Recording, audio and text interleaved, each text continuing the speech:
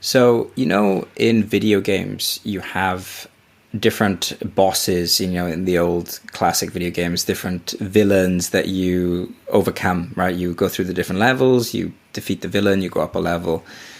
I've always really loved the idea of gamifying my inner demons, right? And so instead of seeing the inner struggles that I've had as some heavy burden, something that is weighing on me, instead, the frame that I like is, oh, this could be the most epic adventure of my life. How am I going to defeat this thing? How am I going to overcome this problem that I'm struggling with? And I actually do see it that way. You go ask someone who's overcome anxiety or someone who's overcome depression or someone who's overcome an addiction, and they will tell you that that experience of change taught them so many things that they wouldn't have changed that journey for anything.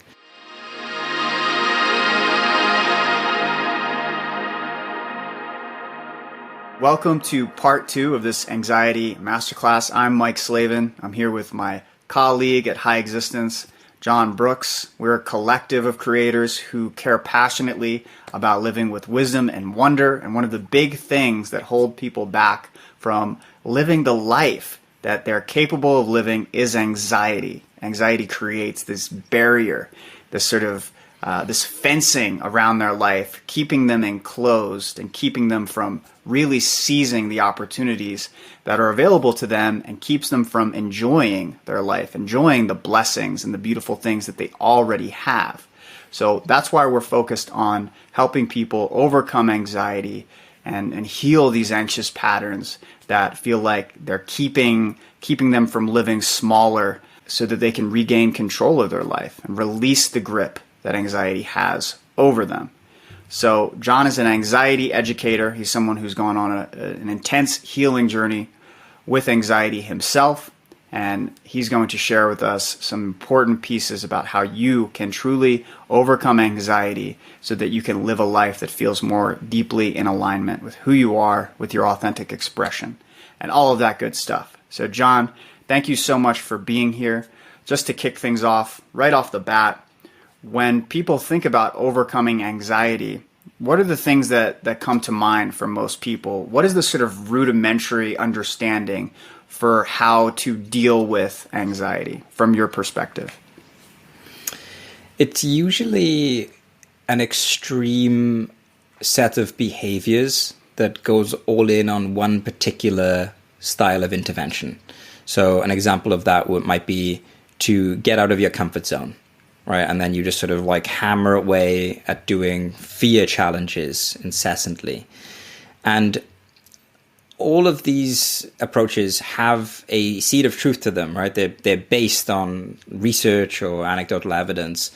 But the problem is with these interventions is that they're too one-dimensional, right? We just hammer away at one thing instead of looking at our life and the whole spectrum of anxiety tools in a holistic way. Another type of overcoming anxiety intervention would be coming up with a daily practice. Like if I just sit and meditate 20 minutes a day, then I hope that eventually I just won't have anxiety. That's another big one that people have. And again, meditation's an amazing tool, but simply meditating for 20 minutes a day and hoping that it will ease your anxiety is not really a system that I would put all of my faith into. It may work, it may help a bit, it may not, right? So, those are some big ones. People coming up with daily practices and just hoping that things will get better and being patient. And then the other one is going really all into something extreme and having the blinkers on when it comes to all of the other interventions that could also be useful. Would you say there's a one-size-fits-all technique that will work for everyone if they're trying to overcome their anxiety? No, but I would say that there's a one-size-fits-all strategy, and that's the one that I teach. What that strategy looks like is the integration of ancient wisdom, so that means Stoicism and Buddhism in particular, with the modern findings in neuroscience, combined with my own experience tinkering away and experimenting over many years with different types of anxiety and overcoming them, into a system where I've distilled the most potent, effective interventions that cover the whole spectrum of anxiety tools, because anxiety tools, there are a lot of them in different categories, but over my research, I've found what they all have in common, and I've come up with some specific categories for them. And the approach is that we can't just do one thing and expect a certain kind of result. We have to look at our life, we have to look at our thoughts, we have to look at our biology. And what I teach is a truly holistic approach to overcoming anxiety. Instead of this, CBT method is the thing that will help you, or this breathwork system is the thing that will help you. It's a case of looking at everything and finding the gems in all of the different disciplines from 2,000 years old to the most recent findings in neurobiology and neuroscience. So there's this analogy that I think about, because I feel like there's a lot of magic bullet sort of thinking where people want that one thing, that one technique that can just do it and solve it for them.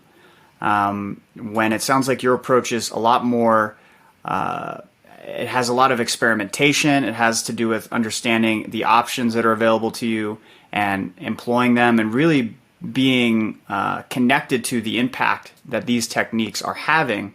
And the magic bullet thing it frames dealing with our anxiety like we're all tangled up in anxiety in the same way, but because of our unique life paths, our unique experiences, we get tangled up in anxiety in different ways. So that means the solution to that is going to be different depending on the person. If you think about headphones, wired headphones, of course, a lot of people will use, the wireless these days. But if you put these in your pocket, they can often get all tangled up.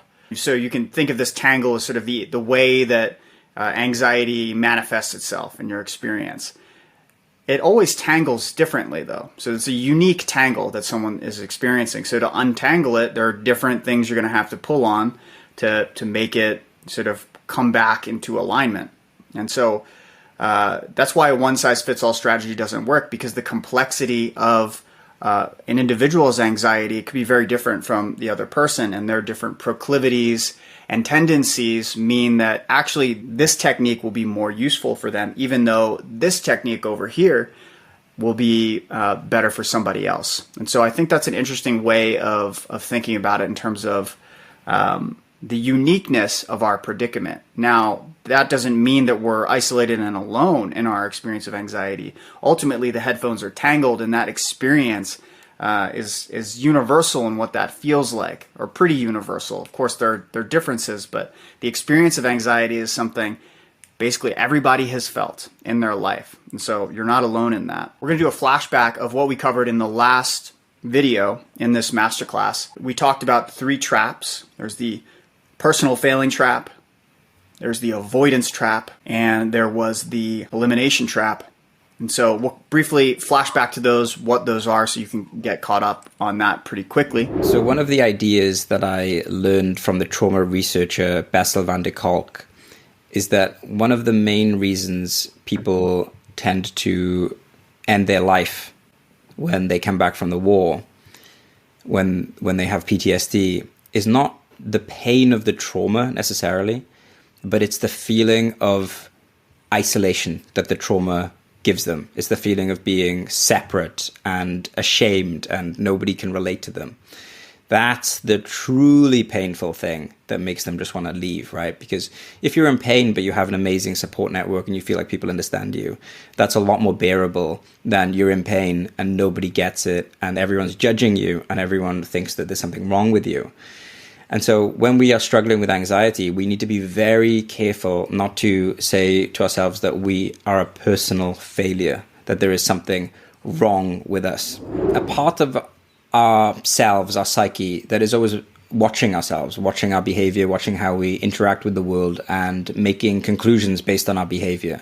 And so if you constantly avoid certain things, on a deep level, a part of you will make the conclusion that there's a reason why you're avoiding it, and that the reason is that it's a terrible thing.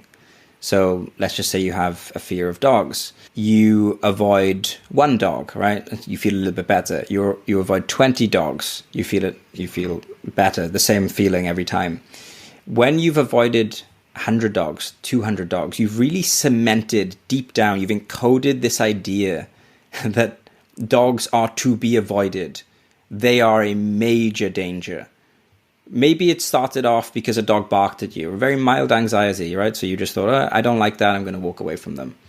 But the more you repeat that behavior of avoiding, the more your brain thinks there's a reason for you to avoid that thing. And it essentially, a dog then becomes this symbol of danger, the symbol of terror.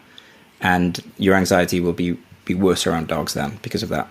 In a nutshell, that's the overall idea with the avoidance trap. You're never going to truly live the life you want if you're avoiding things all the time. So the elimination trap, in my opinion, is the most important trap because this underlies our whole conception of anxiety and ourselves. So many of us feel that anxiety is something that we need to get rid of. How can I cut this out? How can I take a pill or give me some kind of quick fix that will just remove this bad thing? And over time, we learn to associate our anxiety as something undesirable, something unpleasant, essentially an evil, a part of ourselves that we hate, that we don't like, and we wish wasn't there. That's what we think when we have anxiety. The problem is with this elimination myth is that you forget to realize that anxiety exists for a reason. And the reason is a very important one. The reason is that it keeps you safe. So it's not about cutting out anxiety. It's about retraining anxiety and listening to it. And so when you feel anxiety, what's happening is there's a part of you that is screaming, danger, danger, danger. And if you try to push that down or not listen to it or have resentment towards that, it's not going to really get rid of it. In fact, it could actually make those emotions louder and more intense. But when you turn towards it and you start listening and you start showing compassion towards that part of you, that's when the voice of the anxiety may start to die down. And that's the beginning of developing a good relationship with that part of yourself. Many people have the approach of dwelling on their anxiety, feeling like they're a personal failure. That just makes it worse. Avoiding their anxiety, which makes the world feel smaller and smaller over time and isn't an effective strategy to truly healing, or having the sort of adversarial approach of getting rid of and erasing and removing your anxiety, which will also make it worse. So what is the alternative here, John? What is the path that someone can follow to actually overcome the anxiety that they're experiencing so they can feel released from these patterns of behavior and these tendencies that keep them from living the life that they know in their heart they could be living if they weren't held back by this anxiety? What is the path? So, in video games, you have different bosses, in the old classic video games, different villains that you overcome, right? You go through the different levels, you defeat the villain, you go up a level. I've always really loved the idea of gamifying my inner demons, right? And so instead of seeing the inner struggles that I've had as some heavy burden, something that is weighing on me, instead the frame that I like is, oh, this could be the most epic adventure of my life. How am I going to defeat this thing? How am I going to overcome this problem that I'm struggling with? And I actually do see it that way. You go ask someone who's overcome anxiety or someone who's overcome depression or someone who's overcome an addiction, and they will tell you that experience of change taught them so many things that they wouldn't have changed that journey for anything, right? The insights that they got, the person that the journey made them become is incredibly valuable. And one of the things that I used to do a lot was create these maps of my psyche, things that I wanted to do, internal games that I wanted to play, so to speak, where I would want to do this exercise and then I'd want to move from that exercise to this other exercise, and I would essentially gamify the journey, and I would really consider it to be a hero's journey. It got rid of this desire to avoid all of the things that I was feeling anxious about, and instead started turning toward them and asking myself, oh, how do I actually face these things? How do I overcome them? And it got rid of the personal failure myth, because instead of seeing myself as some isolated, messed up individual, which isn't true, I started seeing myself as a hero battling something. I had a cause. I was going to overcome this thing, this anxiety. And that path is a path to mastery. And anxiety is the perfect place to start, because when you can overcome your anxiety, you can subdue an overactive mind. You can deal with your body telling you that there's danger in front of you. You can navigate all of these things. That opens up the possibility to navigate melancholy, anger, frustration, obstacles, pretty much anything that life gives you that is difficult. When you've learned to overcome something like anxiety, you feel a lot more competent and skilled. And the image that I use is the mind is a weapon, right? The mind is an incredible weapon. Think of what human beings have done with their minds. But what happens when the mind turns against itself? Then that weapon starts to attack you. It's like a mental autoimmune issue, where the things that are meant to fight infections are turning against you and are attacking you. But when you learn to wield the weapon that is your mind skillfully, you then become like a virtuoso samurai sword expert, where whatever is put in front of you, you can deal with it skillfully. And that could be any kind of emotion, any kind of obstacle. You can just cut right through it. And I really like that metaphor, that image, because that has been true for me. When you begin walking this path of mastery, what are the surprising things that start to occur that people don't often expect? What are the benefits that start to show up? A lot of times people are explicitly focused on relief. They just don't want anxiety to be a problem anymore. They don't want it to hold them back. But my sense is that there's a lot more to this. There's a lot more that is made available to someone when they begin walking this path of mastery than just relief from the anxiety. I'm curious if you could speak to that a bit. For sure. When you're walking this path to mastery when it comes to anxiety, you start to really see the mechanisms with crystal clarity that cause your anxiety. It's almost like your mind becomes slowed down. You can really see how it's operating from a first-person perspective. And you get this insane level of self-awareness and insight, where I'm now able to see in real time when I'm making excuses, when I'm rationalizing, when I'm not facing something.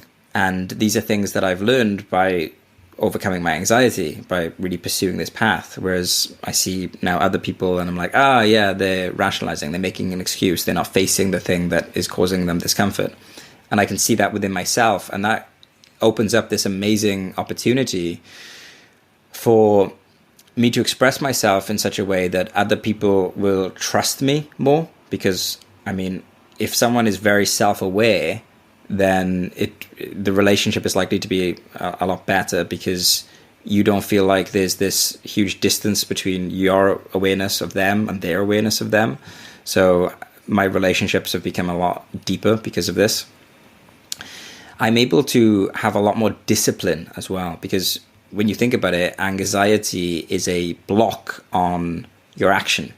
If you feel anxious about something, it stops you from being able to act on the things that you otherwise would have been disciplined about. So, people might say, well, disciplined people can wake up at 4 a.m. and go to the gym. But what if on the way to the gym, there's something that terrifies you? It doesn't matter how disciplined you are. You're not going to go to the gym, right? It's going to be something that stops you.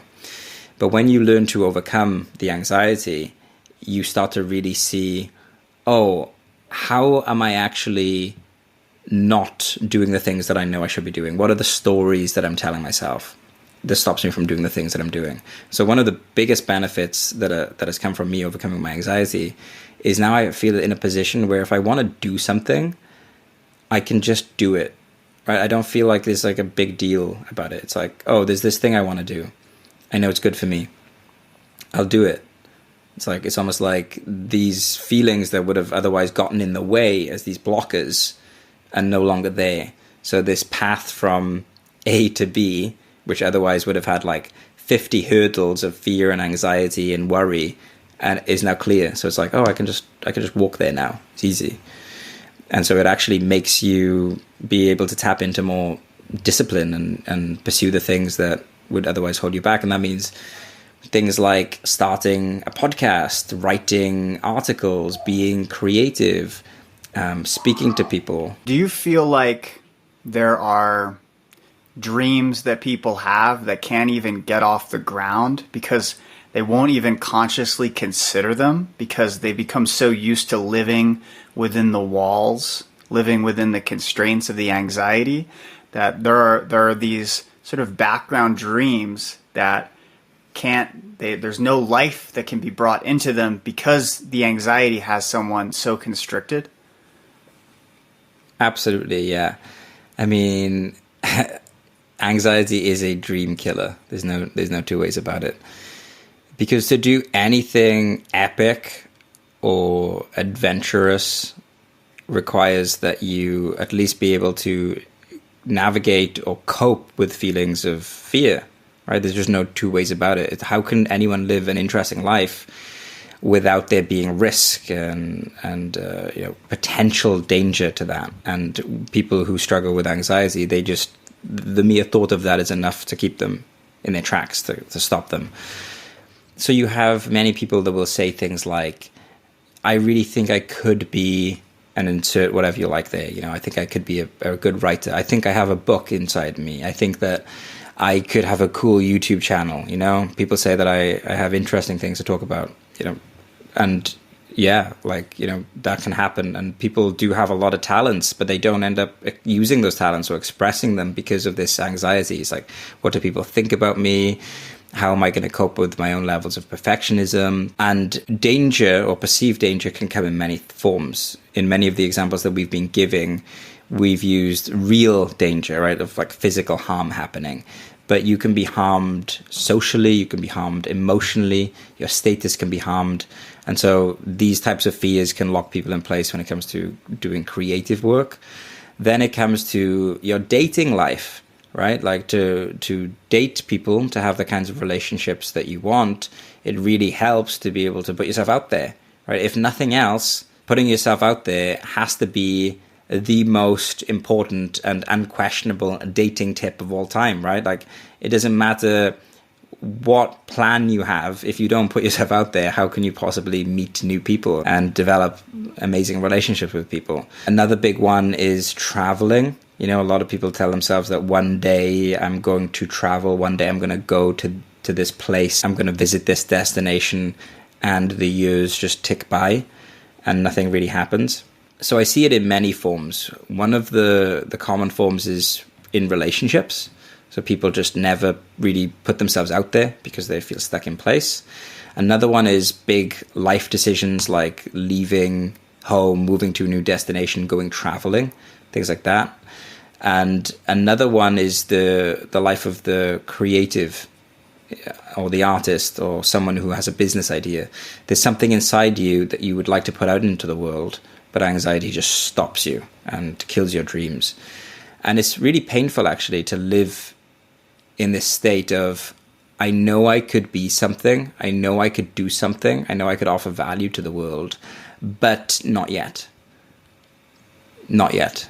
And the not yet can turn into months and years, and then, it doesn't feel very good. The shame increases, and you struggle with more than just the anxiety. Now you have the anxiety, but on top of the anxiety, you have all of these dreams that are slowly diminishing as time passes. Another interesting thing that when it comes to anxiety, I'm not sure people contemplate often enough, because again, they're so preoccupied with just getting relief from the anxiety, understandably so. The impact that we can have on others after we've appropriately navigated with the difficulties that we're faced with in dealing with our own personal form of anxiety, the confidence that instills, the ability to connect with others who are also struggling with that, the level of emotional mastery, agility, and resilience that we then cultivate creates a space for others to not only see a model of that, but then to begin to feel like, oh, this is possible for me too. But they can also feel safe in our presence because of the feelings of self-assuredness and core confidence. And one of the questions I have for you, John, is if you've considered what it means that you've deeply overcome difficult experiences of anxiety. You've gone on your own healing journey for dealing with anxiety. And this journey has now led you to becoming the man that you are today. But you're a father as well. Have you considered what going through this journey means for your relationship to your son and what kind of parent you get to be as a consequence of that? So that's a beautiful question, and this does come into my mind a lot. And I get obviously a ton of meaning from my relationship with my son. And it feels to me so nice that I know in my heart the journey that I've been on allows me to and will continue to allow me to relate to my son in a way that will assist me in emotionally understanding the difficulties that he faces emotionally. Sometimes, unfortunately, we exist in a culture, some of us exist in a culture where the way that we're taught to deal with our emotions is to suppress them or ignore them or act like they're not there. But when you've been on this path of mastery and overcoming your anxiety, you learn to really break down the process, the mechanisms. You really learn to talk to yourself, improve your relationship to all of your negative, quote unquote, negative emotions. And by going through this journey, that means that if my son is having a tantrum, if he's feeling afraid, I've been on my own journey where I've experienced those things and held space for myself and learned how to relate to myself properly in these moments. So that means I can relate to him properly in those moments too. And it just makes me feel so good just knowing that for the rest of his life, for as long as I'm in it, I will be able to be there for him as a rock, as a support, and not someone that will not understand him or judge him or tell him to do dysfunctional things with his emotions. And it's not about me coaching him or giving him advice, but just the presence and the energy that I've cultivated through my own journey, I think is in and of itself healing to other people. Absolutely. So there's this flood of meaning that can occur when we overcome our anxiety, where we get to be a space, a generous space, an inviting space, a warm space for others who might be dealing with difficult emotions. The more comfortable we become with our own difficult emotions, the more we're able to invite others into becoming comfortable with their difficult emotions. Yes. And it can create this really powerful chain reaction of healing. So we've talked about how there's this path of mastery that people can take that allows them to navigate, around these traps of avoidance, the personal failing, of feeling like something's wrong with me because I have anxiety. Around this elimination trap where people think, oh, I should be trying to get rid of this thing and it's so bad, to taking a perspective that allows us to transform our relationship to our anxiety and actually tap it for the wealth of wisdom that lives in those signals. And this is the path of mastery. So walking that path of mastery allows you to reclaim these dreams that otherwise are just going to die on the vine. They never get a chance to be brought to life because anxiety keeps us in this space of constriction.